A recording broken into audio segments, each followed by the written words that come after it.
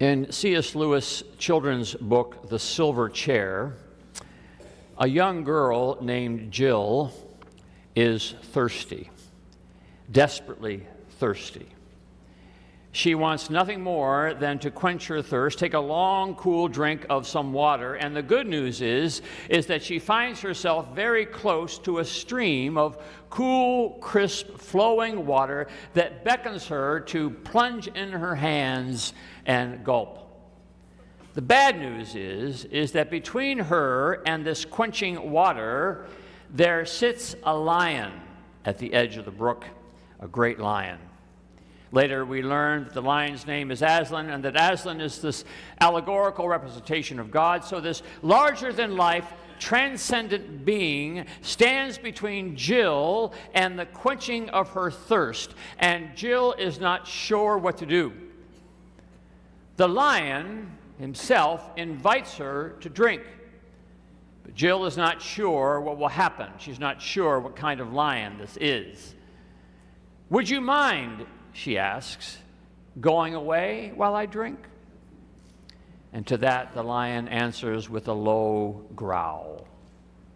And then Jill asks, "Will you promise not to do anything to me if I come?" And the lion responds, "I make no promise." "Do you eat little girls?" she asks. And the lion says, "I have swallowed up girls and boys, women and men, kings and emperors, cities and realms." This does not set Jill's mind at ease. So left with this impossible choice between dying of thirst and approaching the lion, Jill risks it all, walks up to the lion, kneels next to the stream, and scoops water down her parched throat. It was, Lewis writes, the coldest, most refreshing water she had ever tasted. There are many things that can stand between our thirst, our hungers, and their satisfaction, and often it can be what we think about God, what we think about the lion at the edge of the brook. Mick Jagger spoke perhaps for his generation, maybe all generations, when he bellowed ungrammatically, "I can't get no satisfaction."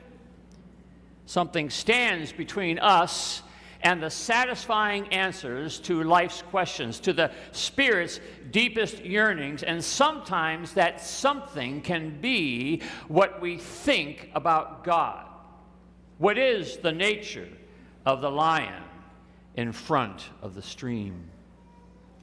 For us, for a few of us, made it out of childhood without viewing the epic children's story, The Wizard of Oz. Dorothy and Toto and her merry band of companions make their way down the yellow brick road in search of the Wizard of Oz, the transcendent being of the Emerald City, and they're looking for something from the wizard. One wants a heart, one wants a brain, one wants some courage, and Dorothy just wants to go back home to Kansas. So it is this thirst, this hunger that sends them down the yellow brick road, risking the dangers of lions and tigers and bears, oh my, and they arrive at the Emerald City and take themselves before the wizard, and what they find is this hologram of a sultan-like wizard who angrily commands them that first they have to confront the Wicked Witch of the West and bring back her broomstick. So they face into their fears, take on the risk, confront the witch, and accomplish the wizard's task, bring the broomstick back to the wizard, and the wizard seems no more pleased with them than when he first met them.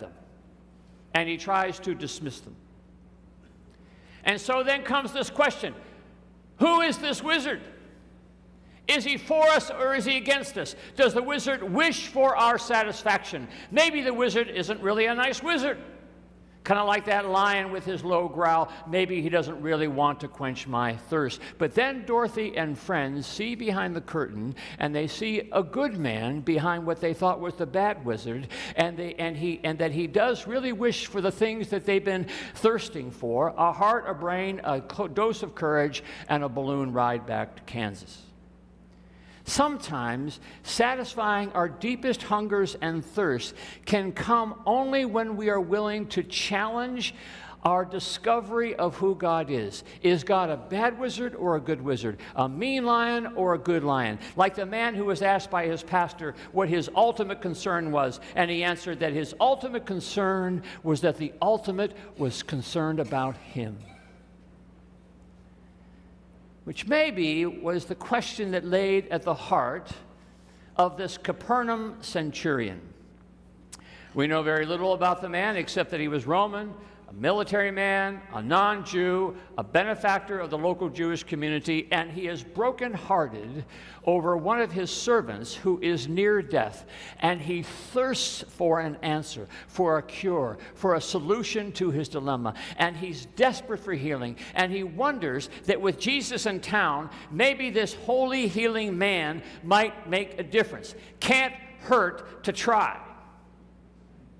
But maybe it can hurt because there is something in this centurion, something in this military man that makes him sense that to come face to face with Jesus is to come too far. That maybe there's something about this centurion's Romanness, maybe there's something about his militariness, maybe there's something about his Gentileness that makes this face to face for him too risky, like laying down in front of the lion, like facing up to the wizard. I'm not worthy, the centurion says. I really don't deserve what you have to give. You're probably, I'm guessing, a vengeful God. You're probably an angry lion. You're probably a mean wizard. But if by chance there's a shred of mercy and pity in you, then just say the word. I bet you've got the power, but I just don't know if you have the grace. You know, it's the kind of thing that I hear all the time. If I had a dime for every person who has approached me and asked me to put in a good word for them with a guy upstairs, I'd be a wealthy man. Not that there's anything bad about, asking a clergy person for a prayer. Of course, that's the right thing to do. But when I ask about what they're praying for, I'm so often told, oh, Reverend, I'm not so sure God hears my prayers. You don't know what life I've lived. You don't know the last time I've been to church. Lord knows I don't know the last time I've been in church. And that maybe God's this angry lion. Maybe God's this mean wizard who doesn't really care about my thirst, my hungers. You see, Reverend, I think God's got the power. I just don't know if God's got the grace. I know he's a lion. I know he's a wizard. But I don't know if he's merciful. I'm just not sure that the ultimate is ultimately concerned about me. So what's the centurion got to lose? He bets on grace. He humbles himself in front of his Jewish neighbors, puts himself at the mercy of the rabbi from Nazareth. He sends his emissaries and he says, I've heard you've got the power, and now I'm betting on your grace. And I'm wondering if that isn't the faith that Jesus is talking about when he turns to the crowd and he says, this guy, this Roman centurion, this Gentile, I'm putting him in the Hall of Fame of faith because he's bet on grace. He's approached the lion. He's faced off with the wizard, and he's put it all on grace, and he has found the healing that he was thirsty for. Sort of repeated over and over again in the New Testament. The unclean woman, hemorrhaging for 12 years, sneaks up behind Jesus with every hope that he won't notice. Just as she touches the hem of his robe, she's just betting on a little bit of grace. The blind man yelling to Jesus from the street corner, have mercy upon me, son of David. He's betting on grace. The father of the possessed son, who's at wit's end, says to Jesus, Lord, I believe, but help my unbelief. I think you've got the power. I just don't know if you've got the grace. The Gentile woman pleading for her little girl. She knows that the rabbi from Israel has got some kind of power, some kind of ability to heal. She just doesn't know if he's got mercy for foreigners. But it doesn't matter. She's going to place her bet anyway, and she throws every ounce of her dignity before Jesus, throws herself at Jesus' feet, begging for just a crumb of mercy, and Jesus says, woman, great is your faith. When the criminal hangs with Jesus, And who knows what his motive was. Maybe it was just a Hail Mary pass at the last second of the game. But what does he have to lose? Remember me, Jesus, he says, remember me when you come into your kingdom. I've got one last dime and I'm putting on you. I'm betting on mercy because you're my last shot. And Jesus says, today you will be with me in paradise. There's something healing that takes place when we go all in with the grace of Christ. There's something healing that takes place when we go all in with the gracious life of Jesus. And here's the thing. That healing can start right now. The satisfaction can start right now. You see, that's the big miss in religion. This satisfaction, this healing, this quenching of our thirst, it isn't something we just cash in a crisis. In case of fire, break glass. This invitation to grace, this welcome to the quenching water, this summons to find your heart, your home, your soul. Jesus is beckoning us now. This satisfaction doesn't have to wait to the fourth quarter. Doesn't have to be a Hail Mary. Doesn't have to be the last resort. Doesn't have to be a what do we have to lose kind of thing. No, this can be the bet you make right from the start, right now. Because this rabbi, this Jesus, this son of David, this is the one who walks alongside of us and invites us into this healing, gracious, merciful life right now. It's the big miss we make in religion. We wait until the crisis. We wait until there's little hope. We wait until there's nothing left to do. But God is not the cosmic bellhop. God is not heal on demand. God invites us into a life of reconciliation and recreation and renewal and restoration. Come unto me, all of you who labor and are heavy laden, and I will give you rest. Take my yoke upon you and learn from me, for I am meek and gentle of soul. And you will find rest for your souls, for my yoke is easy and my burden is light. Learn from me, Jesus says. In other words, I invite you into a healing relationship now. I invite you into rest now. I invite you into mercy now. I invite you into forgiveness now. I invite you into Sabbath now. I invite you into a meaningful and abundant life now. I invite you into being a healing agent yourself now. Bet on it. Take the plunge. Approach the lion. Dip your hands in the water. Gulp down your baptism. Follow me and take on the rhythm of grace. Soak in the mercy of unconditional acceptance. Lap up the divine love. Claim your identity as a child of God. For blessed are the merciful, Jesus says. Blessed are those who hunger and thirst for righteousness. Blessed are the peacemakers, for they've bet on grace. And they have found the abundant life. Psychology Today, not necessarily known to be a spiritual journal by any means, published an article a couple of years ago on the 5 keys to mental health. And here were the 5 keys to mental health according to Psychology Today. 1, hope. 2, gratitude. 3, letting go. 4, letting God. 5, accepting your intrinsic worth. 5 keys to mental health. Cultivating hope that things will be better. Practicing gratitude for what you've already received. Letting go, as in letting go of control. Letting God, as in developing one's spiritual life. And accepting your intrinsic worth. And I say to myself, when I read this list, I say to myself, that's 2,000 years old. This is Jesus' life.